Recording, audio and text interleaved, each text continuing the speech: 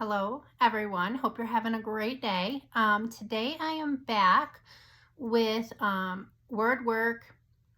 We're getting ready to start centers, so rotations. So we're going to learn the word work rotation. So today I'm going to share with you how I begin this, the classroom discussion that I have, and how we roll it out. So word work is the first literacy center that we learn, and we learn it using the first grade names in my classroom. So in a previous video, I shared with you how we work on names by learning the vowels and the consonants, interviewing a friend, and just doing some name activities.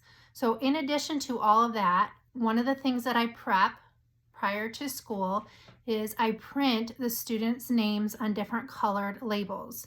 This is part of my name packet, so I'm just going to share it with you. You can see I put the vowels red, the consonants black, and I have several sets in different colors. It used to be that 5 or 6 kids would go to word work to the station and share materials. Now that things are a little bit different, I probably would prep this by creating a class list as well as doing this. They're laminated, they can be wiped down. So what we do first when I start any kind of center, literacy center, math center, is we have like a meeting together and we discuss what I expect from them during this time. So the first thing that I tell them is that there's a reason why we do literacy centers. There's actually 2 reasons. One is so they can practice and learn and become better readers and writers. And 2 is it gives me the opportunity to work with the children in a small group setting. And I stress how important that is. That number one, it's my favorite part of the day because I get to spend time with you a little bit more in a smaller setting. I get to know you a little bit better. I get to know them a little bit better. And then also it allows me to see where they're at academically and grow them the way they need to be grown in first grade. So I really, really stress what the teacher does during this time and how important it is and how interruptions can really be a problem during this time, so that they have to be strong workers and independent workers and problem solve. And so setting clear expectations is super important. So I wrote them up here. But if I were in the classroom with the children, we would do it together. I would write it with them, and they wouldn't change. But I think them seeing me put it down on paper and discussing each step is important. So I'll go through what I wrote down, what I would do with them. So I put the title of the Literacy Center, Working on Words, and then I start with the teacher. So what am I doing during this time? I'm working on reading in a small group. And I put little yellow stars here to show that this is super, super important. And then I talk about the student and what do I expect. Very short, clear expectations. You're going to gather your materials quickly. I explain to them that during this rotation, it's probably 10 to 15 to 20 minutes, depending on the day. They don't have a lot of time to goof around. They need to get their materials. They need to find a workspace. So I would probably be very specific about this in my room as to where you want them to go. So in my room, it was a round table. You're gonna find your workspace, go sit at the round table.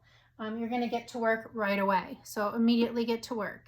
And then there's always gonna be the child that has a question. So this is optional. Ask 3 people in a whisper voice. So we use decibella in our 6-inch voice. We know what a whisper voice is by this point. So if they have a question, they have to ask 3 friends in a whisper voice first before they move on to not knowing what to do. Usually that can problem solve in 3. And then you have this last one's super important, work the entire time. So a lot of times children will say, I'm done, or they do one activity. No, this is you're working on words the entire time you are at working on words. And so they have to find different activities to do during that whole entire time. So we don't have words yet.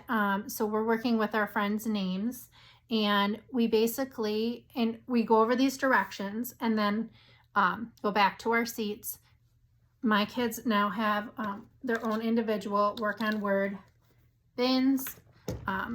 And so what I would do is, okay, today we're going to learn one activity from this work on word bin, and we would get the class names and we would work on that activity. If there's time, we could learn a second activity. And so for the next 5 days or so, we are working, everybody's doing work on words. So everybody's getting their bin, everybody's practicing finding their workspace, which would be their desk. Everybody's working the whole time. I am not meeting in small group, I'm monitoring behavior. And anytime something happens that doesn't follow this chart, we stop and regroup. So if there's talking going on or goofing around or things that aren't supposed to be happening, this is the teachable moment that you need to stop and correct the behaviors so the children know their expectations and what you expect from them. So you're not being mean, you're just trying to set clear expectations so the children know what you expect and you can have the optimal small group guided reading time with your children. So in my name thing, I share with you, and I do have a blog post, so I will link the blog post, different things that you can do with words. And in here, I've talked about this too. So I will link the YouTube video that you can go back and watch about these bins and what's in here. So you could just start simply by getting your dry erase board out or magnetic board. I use this for magnetic board and your words, your magnets, and just making your friends' names. You could get your I use these as dry erase boards and write them with their dry erase markers. You can just every day you're going to teach them a different strategy that they can use for from their word work bin for any word. But like I said, we're focusing just on names until we get started on our phonics program. So that is how I introduce Working on Words Literacy Center. And every day that we practice, the first thing we do is gather up front and go over this chart and tweak it if it needs to be tweaked. Once it is all written out and we've got it down, then I just post this over by Working on Words. You could retype it if you want it to look a certain way, but I do think creating it with the kids is super important. So that is the first literacy center we learn. I hope that you can grab some tips, and I will link a few things below that may be helpful as well. So have a great day. I'll see you soon.